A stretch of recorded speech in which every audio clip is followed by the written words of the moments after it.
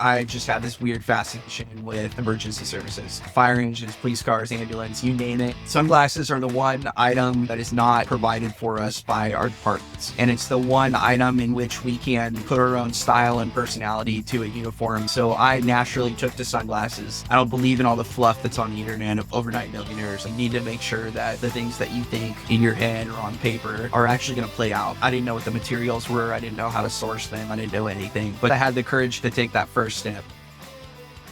When I was really little, I just had this weird fascination with emergency services. Flashing lights, they were my thing. Fire engines, police cars, ambulance, you name it. If it stopped near me, I wanted to get close and see what was going on. As I got older, I got the Thomas Book map guide, which was the map that the first responders would use in the city. And so they would call out the map page of the dispatch as to what street it was on. If it was close enough, I would jump on my bike and see if I could go see the fire or the incident or whatever it was. That was my hobby. Very strange. On the flip side, I grew up idolizing my uncle. My uncle had a very successful business. I saw the fancy life and the fancy cars, the golf outings and the skiing. So I was conflicted. 18 years old, decided I was going to go after the fire path, immediately took an EMT class. I remember going up to the Santa Barbara County Fire Department and asking them to be a firefighter. Me as an 18-year-old kid was not ready to be a firefighter or be responsible for people's lives. And I think they could see it right away. I was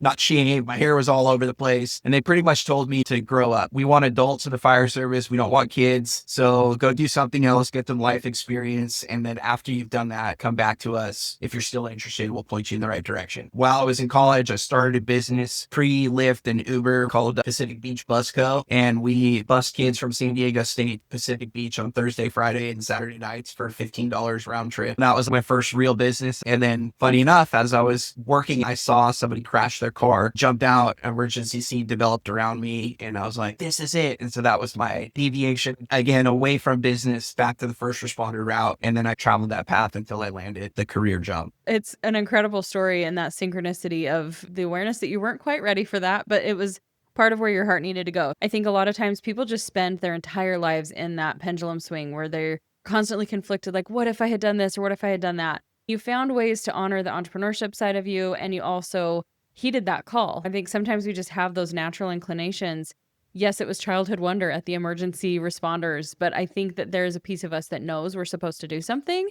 And now knowing what you have done with that career and how it actually fed into your entrepreneurship is really, really beautiful. So maybe walk us through that. How long did you serve in emergency services before the next pivot in your story happened? It was a total of about 10 years. Then I was in emergency services, started as an EMT, then became a paramedic, then worked for a rural fire department, and then a career fire department with the city of Coronado here in San Diego. I was there for just shy of 5 years before walking away from it all to start my sunglasses business, or I guess focus, I should say, on the sunglasses business full time. For everyone who doesn't know, I own a company called Frontline Optics. We sell sunglasses primarily designed for first responders. Sunglasses are the one item we need to carry with us at all times that is not provided for us by our departments. And it's the one item in which we can put our own style and personality to a uniform where everything else, we look the same. So I naturally took to sunglasses, but they would break. The fire service, police force, all that stuff. They could be very aggressive jobs at times. And the last thing you're thinking about in those moments is safely taking care of your sunglasses and putting them in their case. So they're constantly getting wrecked. Figured there had to be a better way. I started looking into making it myself. And that was how the idea for this business was born. I started working from the backseat of the fire engine as a side hustle until it grew to the point where I had to pick one or the other. Wow. I love that. Like I said, the paths intersected once again. Were you content doing the emergency services to an extent, or was there always just that stirring of, I want the different lifestyle? Like, what do you feel like was the biggest driving force in essentially spending more time on the side hustle until it could become the full-time thing? So emergency services is an amazing career. It's very rewarding, but it's also very time consuming, So as I kind of mentioned at the start, our shifts, you could work 3, 4, 5, 6, 7 days in a row if things just worked out that way. And I had a wife and small kids at home, so I was missing my kids growing up, missing recitals, missing these great events where I would FaceTime so I could see them, and I could FaceTime them to say goodnight. And that, as a young kid, before I had a family, wasn't something I really even thought about or considered. And it wasn't until I was missing those things that kind of started to wear on me. Additionally, we see a lot of bad stuff. So it's sure we do a lot of cool things, but you're also every day you go to somebody's worst day and it's just a Tuesday for us. So that starts to wear on you as time goes on. And so all of these things were happening that were making the service a little less glamorous than maybe it looked when I first had gone in. All the while I had this e-commerce business that was starting to grow, where if I had focused on that and it got where I wanted it to go, I could be home every day, reading my kids' books, never miss a recital, never miss a baseball game, spending more time with my wife, sleeping well. Those two things, the balance started to shift and my focus went towards entrepreneurship. So walk us through the formation of that, because you found a pretty specific problem that you yourself were facing, like I love that there's multiple angles to this too. There was the style concept. You don't have anything you can customize really in your uniform except for this thing. And then there's also the necessity of it, of having more durable sunglasses. So where did you even begin with that? Like, did you have connections? Did you understand? Had you dabbled in e-commerce before? Just kind of tell us how you developed this whole entire product line. I had no idea what I was doing, but you learned, right? I guess I had the courage to take that first step, and with the first step comes the second and then the third, and the next thing you know, you're pretty far down the road. So yeah, when I first started, I didn't know what the materials were. I didn't know how to source them. I didn't know anything. I would talk to manufacturers and I'd just keep telling them I want quality, and then they would send me samples and the samples would be junk. So it took a while to find a manufacturer that understood what I was trying to do, and the market that I was kind of going towards provided me with a good entry-level product. And from there, you put it out to the market, you find out its weak points, you rebuild from there, you put out the next version of the product, and each one kind of gets better and better until you get into the premium space, which is where we are now. But yeah, I had no clue what I was doing, no e-commerce experience. I really thought I could just take a picture with my iPhone and put it on the internet and people would buy it. And that was not the case. So had to become a student of marketing. And once I figured out how to market, to look, how to talk to my audience, this thing just kind of took off like a snowball, and it got really big, really fast. Cool. So let's walk through even before the snowball started. Of you said some of those things that you had to do. I mean, obviously product development in and of itself can be a pretty time-consuming, arduous process. So did you just start asking questions? Like, were you just finding, where do people usually supply products, probably overseas, and just did it, right? Like a little bit of an online search, and you took pretty quick action.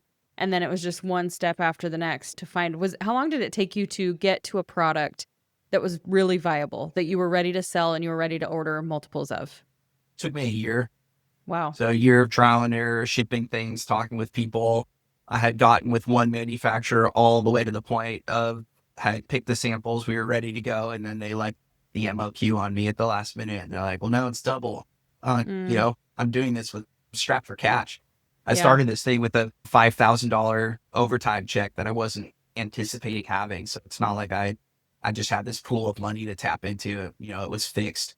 So the process took a while, but once I had it and I was ready to go, I was able to, buy the name, trademark the name. I bought 300 pairs of sunglasses and had a little bit of money left over for marketing, and shipped them out of my house. Wow. And MOQ, for everybody listening, is minimum order quantity, right? So like you got to that point and then it was like, actually, we want you to spend double what you thought. You would still have gotten double the product, but you're still testing the market. Like you don't even know how this is going to fly. So that right there, there's probably a lot of steps. Like even you saying a year, I think people listening who have business ideas, especially in the era that we live in with the internet and just fast, immediate results and instant gratification, I think that there are a lot of people who aren't even willing, they can't even conceive of putting in a year of just R&D, product research, product development. It's that alone shows that there's a level of grit as an entrepreneur that you had. And then I'm sure beyond the getting to that point, there's just obstacle after obstacle, and it's just a matter of sticking it out until you finally have the thing. But would you agree, like you probably ran into so many different points? What did you do to push through that doubt of like, oh my gosh, is this even worth it? You're already working this really intensive job. Like what kind of kept you locked in to step by step continuing to follow the dream? I don't quit. It's just built in me, even as a first responder, right? Like if we could show up on a fire, like you don't just go like, I'll put the hose down and just let the house burn down. Like we're going to mitigate the problem. Even if we run into obstacles, you immediately pivot and find a way to finish the job. So I Yeah. think it's ingrained in me in that you just kind of keep fighting and keep going, and there's always a way. There's always a better way. And the only way you're going to know is if you try and move forward. But I mean, I was driven to do this. It was kind of crazy. It didn't feel like work. It felt fun to me. I didn't Mm. mind putting in the hours and doing the R&D and getting the products. It was an enjoyable process, even though it was long and grueling, and I knew it was going to take a very long time. But I knew that going in as well.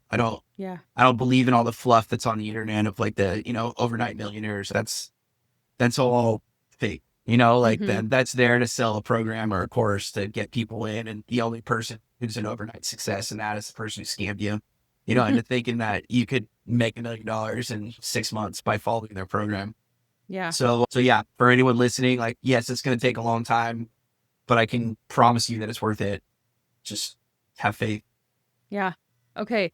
So did you validate the offer at all? Like, did you validate the product? Obviously, we're working with first responders. You had a lot of peers but sometimes those can be the people who, if they are your peers or your friends, are going to be like, oh, yeah, that's a good idea. And then when push comes to shove, they don't purchase. So I know you said that you invested in some marketing, but even before that, did you get feedback from people when you were sampling product? Like, where did your first customers come from? Yeah. So like anyone, your first customers are always going to be your network. So yes, family, friends, the ones that will stand behind you in your endeavors, not the ones who will like pretend to cheer, but the Mm-hmm. real ones will help you, will push forward. And from there, it was just like the long, grueling process.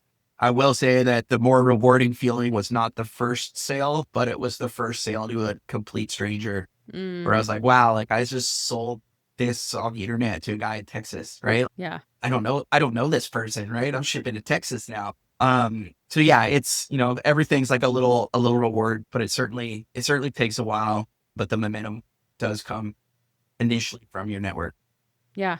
Well, and let's talk about marketing a little bit because you had some of the elements that I think some people miss when it comes to having a successful selling product. So, yes, we're not talking overnight success, but you did mention there was a snowball effect that did happen. Like there is the quantum leap when everything is lined up. So, when it came to your marketing, I think sometimes also people mistake this for your advertising strategy or whatever, but marketing is that meeting of the problem that it solves, the person that it's for. So you had that pretty clearly defined. Were there any micro tweaks you needed to make? Like, did anything surprise you as you brought this to market that maybe you thought it would solve this problem, but there was so much more and there's actually a bigger driving force? Anything like that that was kind of fun to discover? Not really. We had to figure out pricing, Mm, obviously, where we were going to be. And especially when you first start and you're brand new, like you have to do everything to like take the fear out of the transaction. So free shipping, free returns, no questions asked replacement policy on this, like, and then a low price point. So it's like everything mixed together to convince people to try this thing, especially because mm-hmm. they're buying a product with 0 reviews or 1 review on it from Yeah. mom, right? We focused on that to just kind of push things forward, and again, left foot, right foot. Yeah. So I'm assuming sold on your own website. You didn't list this on like Amazon or third party sites. You just created the whole entire brand in house. Yeah, so entirely on Shopify. We did not do Amazon.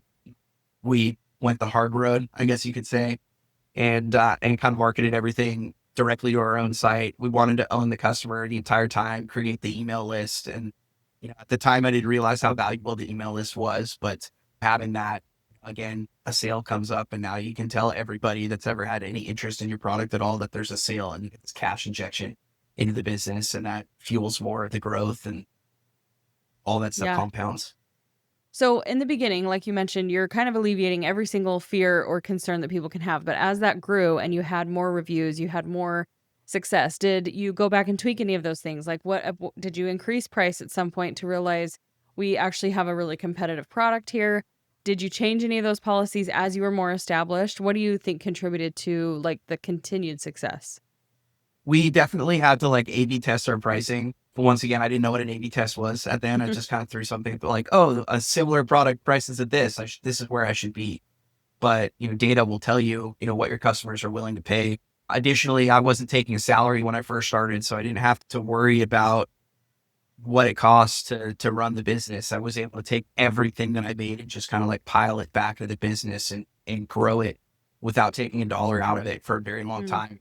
But yeah, eventually, you A/B test, you realize that there's overhead costs that are associated with it. And from there, most of the changes that happened were just making the product of higher quality. So increasing the lens, right? The lens went to this green base lens polycarbonate. So it was impact rated. The green creates like a enhanced kind of color. So when you put it on, it doesn't dull things like a brown lens will. It actually kind of makes everything a little bit more color enhanced. So we found all of those little things, and then we started to get things impact rated so that they could be worn, on the job site. It's called Z87 in our world, ENZ Z87. And so we went through that testing process. And so we added those types of things that created more value in the product, in the environment where it was supposed to be focused on, and then just kind of follow the data. And you could have waited until all of those things happened to launch. But I think something that people need to continuously hear is it's okay to iterate, right? Like you needed to put something out there, have the capital to be able to invest in a higher quality product, higher research, all of those features. I think we can get caught up in the game of wanting to have all the things laid out. Was that something you kind of had to push through, like the done is fun mentality, or were you just so excited to launch it that it was such a natural progression for you? I think it was a natural progression. It was exciting. And again, I wasn't relying, there was no stress because if it didn't work, I was working in the fire department. I was making decent money and I was doing a lot of it on my downtime at the department. So like at night when people are like winding down, I would just sit at my desk and I would work on it. I guess I had some of that freedom to not be so like stressed and under like a push to make sure that, it had to be successful. It had to be successful right away. If it was, I was going to run out of money. I didn't have those kinds of fears. And again, I knew the process was going to take a long time. So I think I didn't really get fazed by that slow need to just keep tweaking. It was fun. Yeah. It's a hobby. Yeah. Well, and I think this is something that we've touched on a little bit, but I really want to go there with a lot of entrepreneurs have their steady full-time thing, and there is kind of this urgency that we feel because we want to be out of it. We want, and you expressed early on in the conversation, there were things that were really hard about the profession. And sometimes we can sabotage our own success because you take that safety layer of foundational income away and you're like, you know what, I'm just going to go all in with this, right? I'm going to reckless abandon, throw myself into this, quit my job before they've even had anything producing any income. My husband and I kind of were right in the middle of those two. It wasn't completely reckless, but looking back, we're like, oh my gosh, thank goodness we didn't know what was ahead and it all worked out. But that was a risk, huge risk, where we started making some money, but we didn't understand reinvestment and we didn't understand what you need to do to not live on the business for a little while. We're just like, cool, you've replaced your salary. We're out. So talk to us about that. What is your perspective on going all in and treating this, having that safe space where it's maybe a side hustle and you do have that patience? I 100% believe that everyone should start as a side hustle. One, you need proof of concept. So you need to make sure that the things that you think in your head or on paper are actually going to play out. So I'm a big fan of the concept of a 5 to 9. So you work your 9 to 5, and then on your off hours of 5 to 9 is when you work on your business and you start to grow it and you start to learn. And eventually, like you said, it starts to get to this point where you see that it has roots and you see that it's kind of going in that right direction. And now, you can start to rely on the income coming in and it's like, okay, I can start to offset my salary a little bit. And then it's time to potentially jump all in. But until you have that, at least some idea that this thing is going to be successful, it would be very foolish, I think, to just go all in right away because you'll burn through your cash potentially. You'll make mistakes. Just because you're starting to have success doesn't mean that, the lawsuit might get dropped on the table for whatever it may be. And all of a sudden you're like, your whole plan of action has to pivot entirely and you weren't ready for it, but you don't have the income coming anymore because you quit your 9 to 5.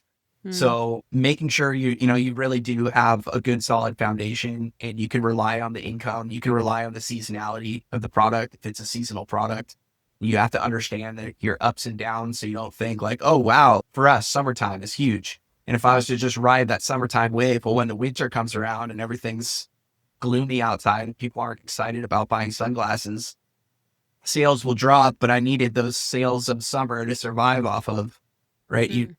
That's not a good situation to be in either. So focus on it as a 5 to 9, see it through a few business cycles. And then once you know it has roots, sure, you can jump. It's going to be scary and you're still going to learn some things as you go. Because it sounds like you had the same as me. When I jumped, I wasn't necessarily ready either. And I'm glad it worked out the way that it did.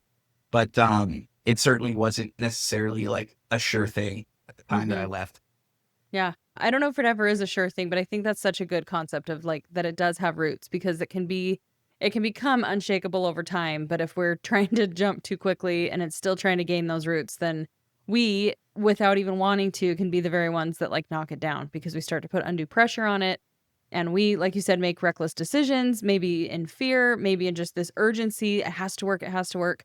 And so I think that's pretty good sound advice. So as you were growing this, I'm curious, you mentioned in the beginning of the conversation, you had this vision of what entrepreneurship looked like. You had the uncle who had an exit, he made a lot of money. Was that a contributing factor in how you've continued to build the business? Like, where are you at in that season of it's grown really well? Have you been able to step back a little bit? Are you still very involved? Like, what does scaling it look like for you as an entrepreneur, as an owner, to have that work-life balance that, you wanted to not have the Yeah. 9 to 5 or, the 9 to 5? Yeah. I've done a lot. I've taken advantage of like virtual assistants. I've taken advantage of like 3PL partners and agencies. There's some things I feel like you need to continue to hold in-house, but then there's other things that you can kind of pass off to others that can do it better than you. But if you're passing the thing off, you need to know how to do it so that you can still oversee it. So if you've never done the job, then there's no reason to hand it to somebody else, because if they start to do it poorly, you'll have no idea and you could crash the whole thing. So learn how to do your meta ads if that's it, and then you can hire somebody else out to do it, but you can oversee it and understand if they're doing things right or wrong so that you can take back control. Shipping is a big one. Packing stuff in boxes, if you're selling physical product, is not something that'll tip the needle forward for you. So your time as entrepreneurs is really being wasted, even though, especially when we start, it's like we're passionate about it. We like putting the thing in the box and putting the label and taking it to, to ship it to the mailbox or into the post office. But none of that stuff is building your business. That's working like in your business and not on your business. So, focusing on taking that step back, building SOPs, building something that people can follow, just like a blueprint, and then kind of handing those off, and you buy back time in your day. There's this great book called Buy Back Your Time by Dan Bartel, and I would encourage anyone to read it. And it gives you a formula as when is the right time to start offloading different tasks based off of how much money essentially you're making at that time and what you can afford to give to others.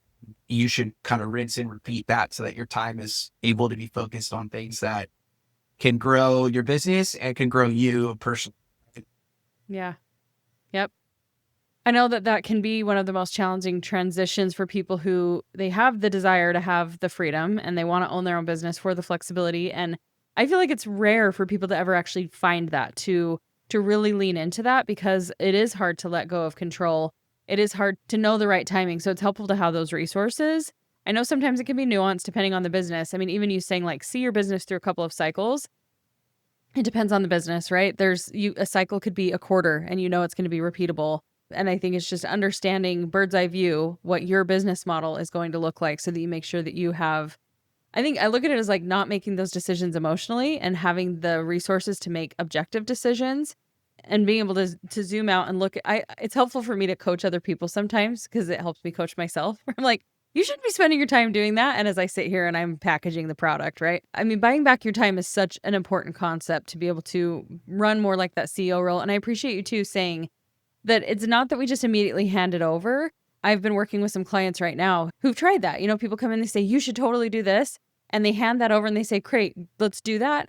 And because they have no knowledge of what it should look like and what success really even is, it causes frustration. Then there's lack of trust and they feel like they can never hand anything over to anyone because they didn't understand what they were offloading to begin with. So I think right there is one of the most important components of scaling and moving into that operator role or out of that operator into the more management role is, yeah, have that ground understanding of what is success and to know what's being done correctly and is not correct. So that's a huge piece of being able to build your business bigger.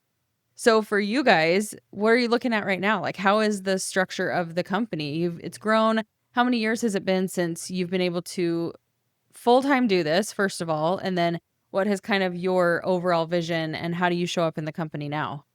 Yeah. So I left the fire service in October of 2022, and then the company just had its 4th birthday on July 1st. So yeah, and it happened fast. We did start to have that kind of dramatic success. But as far as now, I spent a lot of time overseeing. I'd focus a lot on our SOPs. I focus a lot on kind of team meetings with the people that are following those SOPs and making sure that everything is being kind of handled correctly, and then focusing on new areas and ventures. Right now we're looking at Amazon.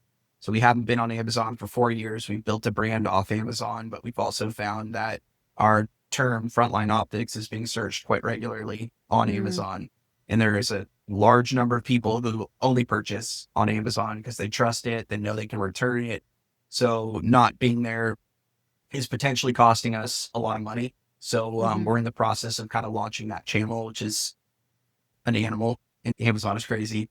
But yeah, so we're kind of focusing on that, and then just growing and scaling, trying to focus a little more on logistics, cash flow forecasting, just some of the bigger picture things that you don't necessarily think about when you're in the weeds and head down, just kind of doing it. So that, 3,000-foot view. Yeah. What are some of the things that surprised you about running a business like this? Like, if you had somebody who was starting today, maybe not exact same product, but similar business model sitting in front of you, like, what would you want to know to give them that edge that you're like, man, if I had known this, or if I had seen this coming, or this was just like kind of a shocker as you stepped into full-time entrepreneurship? Does anything come to mind? Yeah. So I would say that focusing on your own personal health is so much more impactful than you would imagine. If, you have good sleep, good eating habits, you're working out, and then things start to go wrong in the business, you're in such a better space to be able to handle it than if you're like slomming through things like eating chicken nuggets. That was something that was interesting for me. Another thing is you go into business because you want freedom, right? You don't want to have a boss anymore. You want to work the hours that you want to work, but you also got to understand that it never stops. So even though you're not technically at your desk working, your mind is kind of always there. There's always things that you're thinking about. You're not an entrepreneur if you haven't woken up in the middle of the night in cold sweat at some point, right? Like there's something you had to do right then and there. Like those are just like the demons of it all that people don't necessarily think about that come along with owning it. Now, are there rewards for that? Sure, right? You're going to be the highest earner in your company. That's awesome. Right? Your ceiling is as high as your business can go. The sky's the limit, really. All of those things, but they don't come without some pretty significant baggage. You just got to be ready for it. Yeah. I wasn't aware. I just thought like, cool, oh dang, I'll work these hours and it'll be done. Yeah. I was just saying yesterday, I recorded like a video for social media, and I was saying how being an entrepreneur, being a business owner has actually been the best thing for me as a parent, and just running a home. It's like been the best training in productivity, and it forces you have to have your stuff together. And we see a lot of people who build businesses, build companies, and they inevitably hit this burnout place, and they realize a little too late that the self-care and the physical health and all of that is actually really, really imperative for you to be able to sustain a business. Because at the end of the day, we're just humans, right? Like we're not machines. And we can have all of those pieces in place, but at the end of the day, if we're not cared for and we don't nurture that, then things do fall apart. So I've seen that transmute into my life. They've kind of played into each other, but the order at which you have to approach a business is the same order that you have to approach your life. And you're not going to get very far if you ignore that and you deplete one in order for the other one to succeed. So good sound advice I think everybody needs to hear for sure. Okay. So I kind of asked this in a myriad of ways, but how many team members do you have right now? Like how much of the management of human beings has that become more of the force of your time? And has that been a journey in and of itself to manage people, not just like doing your own thing, being a solopreneur? Because that can be a huge shift too. Yeah, so it started out with a VA who did kind of the admin assistant type stuff, and she's now like my operations person. She's Hmm. literally been with me and seen this thing go from, doing $7,000 a month to, 6-figure plus months. So she's seen the whole thing, and she knows how I would respond to different scenarios. I would say 90% of the time she like hits the nail on the head. Mm. So she's become an operations person. So I'm able to push a lot to her. And then we have a customer service rep. The customer service rep also reports to the ops manager versus me. So I don't have to necessarily manage the two of them together. And then I have a marketing. He's contracted, but I interact with him. We talk about the different themes of what we want to make. Sorry, a graphics design person, I should say. And he makes the different themes based off of what we want to test. I write the ad copy, I write the headlines, he makes the creatives, and then I run the meta ads. So I focus a lot of my time running Mm. meta ads and then just kind of coordinating with really the two of them. I do have somebody who runs my Google advertising because Google is also, it makes sense once you do it for a while, but it's kind of a beast to learn, just like Mm. anything. Meta's a beast too, but I feel like Meta's a little bit more simple than Google. Yeah. So I've handed that off, especially because it's a smaller portion of the business. And then I brought on Amazon experts that are going to run the Amazon channel and the Amazon PPC campaigns. Those are kind of the people who I interact with on any given day. Cool. Pretty lean, which is nice, right? Like you have a really significantly high earning business, but your overhead is still relatively low, which is amazing. How is AI playing a part in your business? Like, have you leveraged that at all to be able to grow? Have you seen a unique use case for it in having a product driven business? Yeah, so AI's been pretty interesting for me. I've used it for inventory forecasting. So I use Google Sheets, and I had about a 2-hour conversation because I was running into situations where, especially coming off the summer, where you have this spike in sales and then you purchase what you think is going to be 6 months worth of inventory, knowing it's going to be 3 months for it to arrive, yada, yada, yada. And then that would arrive and I would have too much because it's the winter time and I hit like this lull. So I had to go through a whole process to figure out, how do I figure out what my seasonality factor is? How do I input this into, a Google sheet with my current numbers? And created this whole spreadsheet together. And now I've got inventory forecasting that updates like by the day and tells me exactly what to order, when to order, how much to order based off of, Wow. today's date and what season we're coming into. So that's been super huge. It's helped with ad copy. So Meta, for example, anyone who is advertising on Meta or is thinking about it, they have made a huge push towards AI. What Meta really wants is like volume. So it wants a lot of different creatives to cycle through. It wants a lot of different ad copy. And so to come up with all of this stuff on your own can be challenging. But you can come up with one ad copy, throw that into ChatGPT and ask it to make you 20 versions similar Mm. to this, and it'll do it. And then you can pick and choose what you like to get your 5 pieces of ad copy to put into it. So I use it as like a copywriter, essentially. I use it for data analysis and a few other Wow. things. We're in the process of implementing an AI chatbot as well that'll handle like the low level customer service. Where's my order? Hmm. Can I change my address? Things like that. So Cool. that's how we're utilizing it, but there's still so much more we can do.